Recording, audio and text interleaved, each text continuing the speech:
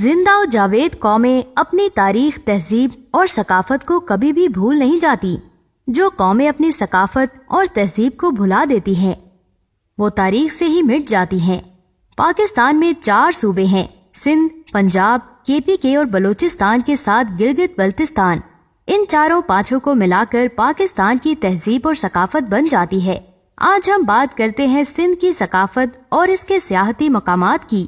صوبہ سندھ صدیوں سے شاہکار ثقافت، تہذیب اور تاریخ رکھتا ہے۔ وادی مہران کی مہمان نوازی دنیا بھر میں مشہور ہے۔ یہی وجہ ہے جو بھی سندھ میں آیا وہ اس دھرتی کا دیوانہ بن کر رہ گیا۔ ہزاروں سالوں سے سندھ دھرتی امن، محبت، پیار، پریم کی دھرتی ہے۔ اسی وجہ سے سندھ کو صوفیہ کرام، بزرگوں، ولیوں اور اللہ والوں کی دھرتی کہا جاتا ہے، جبکہ باب الاسلام کا درجہ رکھنے کا بھی بر صغیر میں سندھ کو اعزاز حاصل ہے۔ سندھ کے اصل باسیوں کا مزاج صوفیانہ، نرم و نازک اور ملنے کے وقت احترام جھک کر ملنا، ہاتھ ملانے سے پہلے گلے ملنا، حال احوال اور طبیعت کے ساتھ گھر بال بچوں کی خیریت معلوم کرنے کے ساتھ کھانا کھلانا شامل ہے۔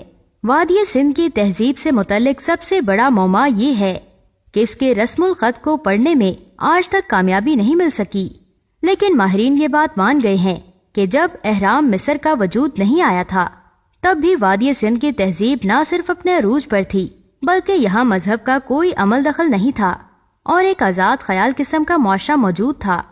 پاکستان، افغانستان اور انڈیا کے کم از کم 10 لاکھ مربع کلومیٹر پر پھیلی ہوئی اس تہذیب کے شہر 2500 سال پہلے بھی اس قدر منصوبہ بندی سے بنائے گئے تھے کہ اس کا تصور آج کے شہروں میں بھی ملنا محال ہے۔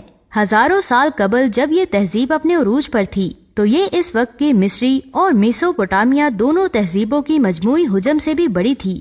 اس کے وسیع و عریض شہر ان دریاؤں کے کنارے پر آباد تھے جو آج بھی پاکستان اور انڈیا میں بہہ رہے ہیں۔ معروف برطانوی ماہر آثار قدیمہ چارلس میسن نے 1820 کی دہائی کے آخر میں اسے دریافت کیا۔ 1920 میں ماہرین آثار قدیمہ نے ہڑپا اور موہنجو داڑو میں باقاعدہ کھدائیاں کیں تو وادی سندھ کی قدیم تہذیب سے پردہ اشکار ہوئے۔ انڈین انسٹیٹیوٹ آف کھارگپور اور آرکیولوجیکل سروے آف انڈیا کے ماہرین کے مطابق انہیں حال ہی میں ایسے آثار ملے ہیں جن کے مطابق یہ تہذیب 8000 سال پرانی ہے، جبکہ اس سے قبل اسے 5500 سال تک قدیم خیال کیا جاتا تھا۔ اگر اب ہم سندھ کے کچھ سیاحتی مقامات کی بات کریں تو کراچی، جو روشنیوں کے شہر کے طور پر مشہور ہے، بلا شبہ سندھ کا دل ہے۔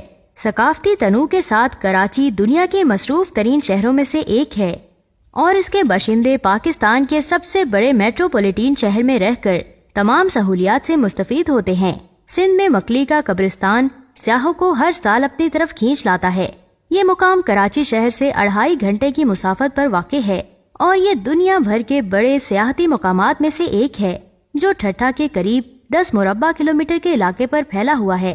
تصوف اور اولیاء کے بارے میں دلچسپی رکھنے والے افراد کو اس جگہ ضرور آنا چاہیے۔ فوٹوگرافی میں دلچسپی رکھنے والے افراد کو مکلی ضرور دیکھنا چاہیے، کیونکہ یہاں غالباً 17ویں صدی میں ہاتھ سے بنائے گئے مٹی اور چونے کے پتھر سے بنے مقبرے ہیں جن پر خوبصورت نقش و نگار بنائے گئے ہیں۔ شاہ جہان مسجد 100 کلومیٹر کے فاصلے پر واقع ہے، جسے ٹھٹھا شہر میں عموماً جامع مسجد ہی کہا جاتا ہے۔ مغل بادشاہ شاہ جہان نے یہ مسجد ٹھٹھا کے لیے اظہار تشکر کے طور پر تعمیر کی اور یہ 100 گنبدوں والی دنیا کی واحد مسجد ہے۔ پورے جنوبی ایشیا میں یہ واحد مسجد ہے جہاں ٹائل کے کام کی سب سے وسیع نمائش ہے، جن پر خوبصورت نقش و نگاری اور ایرانی کاشی کاری کی گئی ہے۔ سہون کراچی سے تقریباً 4 گھنٹے کے فاصلے پر ضلع جام شورو میں واقع ہے۔ یہ لال شہباز قلندر کے مزار کی وجہ سے مشہور ہے۔ ویسے تو لوگ پورا سال ہی یہاں آتے ہیں، لیکن عقیدت مندوں کے لیے یہ جگہ لال شہباز کے عرس کے موقع پر بہت زیادہ اہمیت اختیار کر لیتی ہے۔ اسی طرح رائے کوٹ کا خوبصورت قلعہ کراچی سے 200 کلومیٹر دور 4 گھنٹے کی مسافت پر واقع ہے۔ اسے سندھ کی عظیم دیوار کے طور پر بھی جانا جاتا ہے اور یہ دنیا کا سب سے بڑا قلعہ ہے۔ یہ کیرتھر کے پہاڑی سلسلے کے ارد گرد پنکھوں کی مانند 32 کلومیٹر کے علاقے پر پھیلا ہوا ہے۔ یہ تمام مقامات تاریخی ہونے کے ساتھ ساتھ قیمتی اثاثے بھی ہیں۔ پاکستان کے باشندوں کو ان دلکش مقامات پر جانے کا موقع نہیں کھونا چاہیے اور انہیں محفوظ رکھنے کی پوری کوشش کرنی چاہیے۔ یہ ہمارے ثقافتی ورثے کا اہم حصہ ہے۔